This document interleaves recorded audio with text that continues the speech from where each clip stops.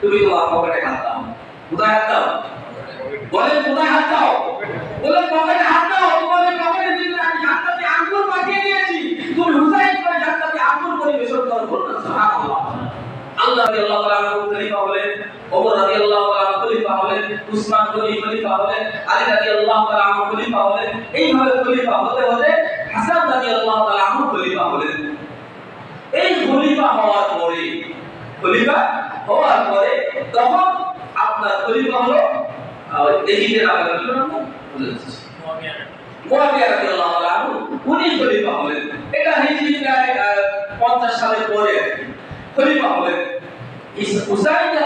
হাসান রাদিয়াল্লাহু তাআলা আনহু যখন ইন্তেকাল করলেন, তার আগে উনাকে মুয়াবিয়াকে খলিফা নিযুক্ত করলেন, যে উনি হচ্ছে খলিফা। খলিফা মারা যাওয়ার আগেই খলিফা নিযুক্ত করতে হয়, এটা হচ্ছে ইসলামের নিয়ম। এটা হচ্ছে ইসলামের নিয়ম নীতি, এইভাবে খলিফা হতো। একজন আলী রাদিয়াল্লাহু তাআলা জিজ্ঞাসা করতেছে যে ভাই আলী আবু বকর, উসমান, ওমর ইনারা সবাই খলিফা হলেন। খলিফা হলেন, এরা যখন ছিল খলিফা আসলে, তখন এই ফ্যাসাদগুলো বাদে নাই, গ্যাঞ্জাম বাদে নাই, যা আপনি খলিফার সময় বেঁধেছে কারণটা কি? আলী রাদিয়াল্লাহু তাআলা আনহু তার জবাবে বললেন যে তাদের যারা যখন আমির ছিলেন, আমি আলী তাদের সাথে ছিলাম। আমার মতন আলী তাদের সাথে থাকার কারণে ওই সময় কোনো গ্যাঞ্জাম হয়নি। কিন্তু আমি আলী যখন আমির, তখন আমার কাছে আর কোনো আলী নাই। বলুন সুবহানাল্লাহ। কথাটি বুঝেছেন কিনা? আল্লাহ তাআলা ওই জন্যই বলেছেন আসাদুল্লাহিল গালিব। তারপরে আল্লাহ রাসূল বলেছেন আলাদারুল হিকমাতি ওয়া আলিয়ুম বাবুহা। তার মানে আমি হচ্ছে জ্ঞানের শহর, আর এই জ্ঞানের দরজা হচ্ছে হযরত আলী রাদিয়াল্লাহু তাআলা আনহু। এত জ্ঞান আল্লাহ তাআলা দিয়েছেন।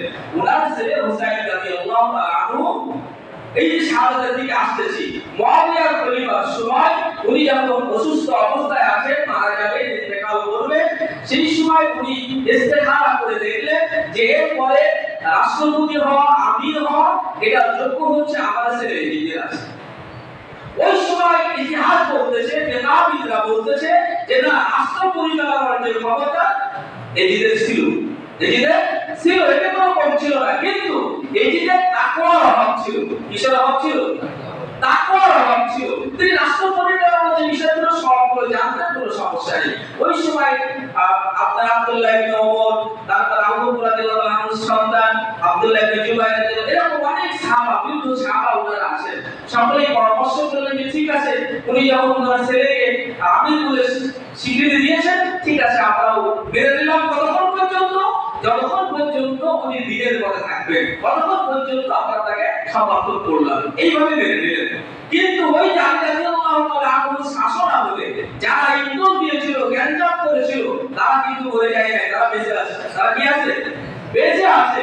হুসাইন রাদিয়াল্লাহু তাআলা আনহুর কাছে তারা একাধিকবার চিঠি লিখলেন যে ভাই হুসাইন, বা আপনি বিভিন্ন সম্পূর্ণভাবে এভাবে চিঠি লিখতেছেন বারবার যে ভাই হুসাইন, আপনি নবীর নাতি থাকাকালীন কেন মুয়াবিয়া তার সন্তানকে প্রেসিডেন্ট হিসেবে, আমির হিসেবে নিযুক্ত করে গেল? তাদেরকে আমরা মানি না। এইভাবে করে তারা মুনাফিকি করা শুরু করলো। হুসাইন রাদিয়াল্লাহু তাআলা আনহু এভাবে বারবার চিঠি আসে, উনি ওটাকে ভালো গুরুত্ব দেয় না। কিন্তু একসময় ওনার কাছে চিঠি আসলো যে আপনি হচ্ছে খলিফা হন, যদি না হন তাহলে আপনি চলে আসেন। এসে দেখেন যেখানে আপনার জন্য 1 লক্ষ বা 2 লক্ষ মানুষ আপনার হাতে কালেমা পড়ার জন্য, বায়াত হওয়ার জন্য তারা বসে আছে, আপনি চলে আসেন। ওনার এই চিঠিটা পাওয়ার পরে ওদের ভিতরে একটু খারাপ লাগলো, কিন্তু এতগুলো মানুষ এই চিঠিটা এখনো গ্রহণ করে নাই, তাহলে সেখানে আমার একটু যাওয়া লাগবে না। উনি ওখান থেকে মক্কা সফরে যাবে বলে বের হলেন। ওই যে সাহাবারা ওনারা আলোচনা করতে, আমি বুঝাই যাচ্ছে, তা বলছে আমি মক্কায় যাচ্ছি। বলতেছেন যদি আপনি মক্কায় যান আলহামদুলিল্লাহ, কিন্তু আপনি যদি এজিদের ডাকে বা তাদের কোনো ডাকে বা চিঠির আহ্বানে আপনি যদি কোথাও যান, তাহলে অন্তত যে আমরা আপনাকে অনুরোধ করতেছি। উনি বললেন যে আমরা তো মক্কায় যাই, তারপরে চিন্তা ভাবনা করবো কি হবে। উনি মক্কায় চলে গেলেন। মক্কায় যাওয়ার পরে ওনার কাশ্মীরভাবে একাধিকবার চিঠি আসতে থাকে। উনি তখন ওখান থেকে রওনা হলেন কারবালার প্রান্তরে চলে যাবেন। ওখান থেকে রওনা হয়ে আস্তে আস্তে শুক্রবারের দিন কারবালা যে স্থানে উনি ইন্তেকাল করেছে, ওই স্থান থেকে অল্প কিছু দূর, কেউ বলতেছে 1 ক্রোশ দূর, কেউ বলতেছে 2 ক্রোশ দূর, তার মাঝখানে 1 কিলো বা 2 কিলো বা 3 কিলো এরকম দূরে উনি এসে ওই সময় শুক্রবার সময় হয়েছে, উনি ওখানে নামাজ থেকে উনি আস্তে আস্তে আসলেন। কিন্তু যখন উনি ভিতরে আসতেছে ওরা মনের ভিতরে সংশয় হচ্ছে যে না আসলে তো আমি চিঠিতে যা পেয়েছিলাম আমি তো এখন বাস্তবে তা দেখতেছি না, বাস্তবে এখন তা দেখতেছি না। কারণ ইয়াজিদ তার যে কৌশল করেছে সেই কৌশল অবলম্বন করে ওখানে যাদেরকে ফিট করে রেখেছে তাদের সেইভাবে তাদেরকে সমাদর করতেছে না। ওই সময় যে ব্যক্তি চিঠিটা লিখেছিল ওনার নাম থেকে মনে আসছে না, চিঠিটা লিখেছিল উনি আরেকজন মানুষকে বলতেছেন যে ভাই আমি তো হুসাইনকে চিঠিটা লিখেছি, আমি আপনাকে অনুরোধ করতেছি আপনি হুসাইনের কাছে চলে যান, যে বলে উনি যেন আপনার ফেরত চলে যায়, কারণ এইটা হচ্ছে বিপজ্জনক একটি জায়গা হয়ে গেছে। কিন্তু ওই সময় তো আর লাভ নাই, ওই সময় আর লাভ নাই। উনি আস্তে আস্তে একদম যেখানে খুঁটো গাড়বে ওটাকেই সোয়াদাই কারবালা বলা হয়, ওটাকেই সোয়াদাই কারবালা বলা হয়। উনি ওখানে আসলেন একদম সন্ধ্যার সময় আসলেন। উনি সন্ধ্যার সময় এসে ওখানে নামও গাড়লেন, অবস্থান করলেন। যেদিন শহীদ হলেন তার আগের দিন ফজরের নামাজে ইমামতিও হুসাইন রাদিয়াল্লাহু তাআলা করেছেন। যেদিন শহীদ হলেন ওই দিন সকালেও ফজরের নামাজে ইমামতি হুসাইন রাদিয়াল্লাহু তাআলা করেছেন। এইভাবে ওখানে অবস্থান করলেন, তারপর ওই দিন নামাজও পড়লেন। মানুষ তার হাতে বাদ দিয়ে তাকে শত্রু ভেবে তার দিকে আক্রমণ করার জন্য চেষ্টা করতে থাকলো। যুদ্ধ শুরু হয়ে গেল, একের পর এক তার সাথে যতগুলো মানুষ ছিল সকলেই শহীদ হয়ে গেলেন। এরপরে কিছু সাহাবী আবার ওই দল থেকে চলে আসলেন, এসে বললেন যে না নবীর নাতিকে আবার হত্যা করবে, এটা হতে পারে না। এরকম কিছু মানুষ এসে ইরান দলে যোগ দিয়ে তারাও শহীদ হলেন। এইভাবে শহীদ হতে হতে যখন সবাই শহীদ হয়ে গেছে হুসাইন রাদিয়াল্লাহু আনহু একা মাত্র যুদ্ধ করতেছে। কয়জন? মাত্র একজন। ইতিহাসবিদরা বলতেছেন যখন হুসাইন রাদিয়াল্লাহু আনহু একা যুদ্ধ করতেছে উনার তরবারি চালানো, উনার কলম ছোড়া দেখে মনে হচ্ছিল উনি একা নয়, হাজার হাজার মানুষ উনার হাতের সাথে যুদ্ধ করতেছিল। সুবহানাল্লাহ। এইভাবে উনি যুদ্ধ করলেন ফজর থেকে মাগরিব পর্যন্ত। 12 ঘন্টা উনি যুদ্ধ করেছেন একাধারে, একটু বিশ্রাম নেননি, দাঁড়াননি, একাধারে যুদ্ধ করে চলে যাচ্ছে। ওরা শরীরে একটু ক্লান্ত ভাব হয়েছে, উনি একটু বিশ্রাম দিচ্ছেন। যুদ্ধের নিয়ম হচ্ছে কেউ যদি বিশ্রাম নেয় তাকে তখন আঘাত করা যাবে না, বিরতি দিতে হবে। ওই সময় যুদ্ধ বিরতি এটা হচ্ছে নিয়ম, আগেও যে আসলে এটা ইসলামের নিয়ম। উনি ওই সময় যখন বিরতি দিয়েছেন কাফেররা যুদ্ধ থামিয়ে দিয়েছে, বিরতি দিয়েছে। এখন ওই যে শয়তান কিছু থাকে, ওই শয়তান কি করেছে বলতেছে এই হচ্ছে হুসাইন, মারার সুযোগ, এছাড়া সুযোগ পাবে না। সবাই বলতেছে 22 টাকা এই করতেছে, কিন্তু কেউ নবীর নাতি উনার গায়ে কেউ বন্ধক জ্বালাবে এই সাহস তো পাচ্ছে না। তখন ওই যে গাদ্দার এসে প্রথম একটা বন্ধক মারে, আরেকজন আরেকটি তীর মারে, বলুন না নাউযুবিল্লাহ।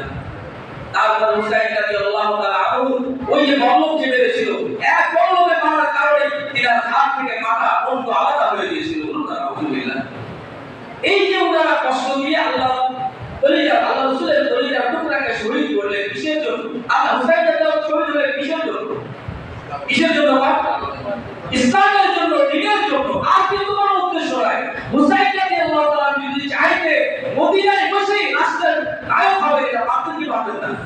এটা পারতেন, কিন্তু তিনি করেন নাই। তিনি বুঝেছেন যেটা এদিন আছে থাক, যদি কিছু মানুষ পথ হারা হয়ে যায়, পথ হারা যেন না হয়ে যায়, ওরা চিন্তা চলে রাখো যে ওখানে একটি লক্ষ লক্ষ মানুষ অবস্থান করতেছে, তারা যেন দিন হারা না হয়ে যায়, পথ ভ্রষ্ট না হয়ে যায়। ওই জন্যই উনি ওকে আগমন করেছিলেন। কিন্তু ওনারা ছিল কি মুনাফিক। কি ছিল? না মুনাফিক। তাদের লেবাস, তাদের আখলাক, তাদের চরিত্র কোনো কিছু থাকতে ছিল না, সব কিছু ঠিক ছিল। শুধুমাত্র তাদের নামের শুরুতে বলা হয় মুনাফিক। কি বলা হয়? মুনাফিক। ওই জন্য অনেক লম্বা ইতিহাস আমরা শুনে থাকি। আল্লাহ তাআলা আমাদের সবাইকে এই শহীদের কারবালা অনুসরণ করে আল্লাহ তাআলা আমাদের ঈমানকে খুব উজ্জ্বলিত করুন। সকলে বলি আল্লাহুম্মা আমিন। আমরা সকলে ইসলামের জন্য, দ্বীনের জন্য ধাবিত হব, দ্বীনের পথে বেশি বেশি আগায় আসবো। আল্লাহ তাআলা আমাদের সবাইকে তৌফিক দান করুন। সকলে বলি আল্লাহুম্মা আমিন। এখন দোয়া হবে, আমরা সকলে দোয়ায় শরীক হব। যাদের কাজ নাই আমরা চলে আসি, যারা কাজ করতেছি আলহামদুলিল্লাহ। তাহলে আমরা সবাই সবার জন্য দোয়া করব। বিশেষ করে একটি জিনিস আমাদের খেয়াল রাখতে হবে, একটা জিনিস আমাদের খেয়াল রাখতে হবে, আমি নিজে হক পথে চলবো, চেষ্টা করব না? আমি নিজে হক পথে চলবো, চেষ্টা করব না? যদি আমার সামনে বেহক কোনো কিছু বাদে আমি চেষ্টা করব সেটাকে প্রতিহত করার জন্য। চেষ্টা করা যাবে না? বলে চেষ্টা করা যাবে না? সে আমার বাপ হোক আর যাই হোক না কেন, এটা আমাদেরকে চেষ্টা করতে হবে। ইসলামের নিয়ম হচ্ছে যেখানে আপনি হাত দিয়ে ঠেকাতে পারবেন সেখানে হাত দিয়ে ঠেকাবেন, যেখানে আপনি হাত দিয়ে পারবেন না সেখানে আপনি মুখ দিয়ে ঠেকান। তাহলে আপনি মুখ দিয়ে ঠেকান, কথা দিয়ে ঠেকান। যদি কথা দিয়ে না পারেন তাহলে আপনি পরিকল্পনা করেন, পরিকল্পনা করে এটা শেষে এসে ওয়াদালিকা আবুল ঈমান, যাদের ঈমান একদম দুর্বল তারা হচ্ছে পরিকল্পনা করবে, যাদের ঈমান একদম দুর্বল তারা হচ্ছে পরিকল্পনা করবে। আমাদের জন্য দুইটি কাজ, একটা হচ্ছে হাতের প্রতিহত করা, আর একটা হচ্ছে মুখের প্রতিহত করা, তার মানে কথা বলে প্রতিহত করা। ওই জন্য আমাদের সমাজে অশ্লীল যে কাজগুলো হয়, খারাপ যে কাজগুলো হয়, আমরা মানুষকে বোঝানোর জন্য চেষ্টা করবো। আপনারা ইনশাআল্লাহ আমরা চেষ্টা করবো। আল্লাহ তাআলা আমাদের সবাইকে জুড়ে মিলে দিনের পথে থাকার তৌফিক আমাদেরকে দান করুন। সকলে বলি আল্লাহুম্মা আমিন। সোহানায় কারবালা এসেছি, আমাদের মনে সকল অনেক আবেগ, অনেক কিছু আছে, তাই না? এখান থেকে আমল কিন্তু একটাই, হক আর বাতিল, হক আর বাতিল। আপনি কোনটা গ্রহণ করবেন, হক গ্রহণ করবেন। আজকে নিয়ত করেন যে সোহানায় কারবালায় যাওয়ার জন্য আমরা এখানে বসছি, আজকে থেকে নিয়ত করলাম আমরা হক করে চলব। আমরা ইনশাআল্লাহ নিয়ত করতে পারবো না ইনশাআল্লাহ?